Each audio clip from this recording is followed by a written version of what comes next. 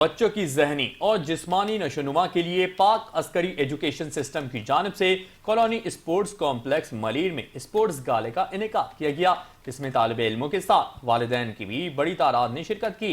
इंतजामिया ने कहा कि तालीम सिर्फ किताबों तक महदूद नहीं, बल्कि बच्चों की शख्सियत साजी, नज़्म ज़ब्त और खुद एतमादी की तकमील भी जरूरी है। हम बिलखुसूस मुस्तहक और नादार तलबा को मुफ्त और मयारी तालीम फराहम करने के साथ साथ जिस्मानी सरगर्मियों को भी भरपूर अहमियत देते हैं।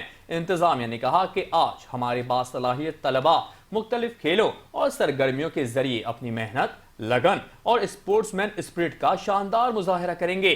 स्पोर्ट्स गाला में बच्चों ने मुख्तलिफ सरगर्मियों में हिस्सा लिया और मुकाबलों में जीतने वाले बच्चों की हौसला अफजाई के लिए इनामात भी तकसीम किए गए।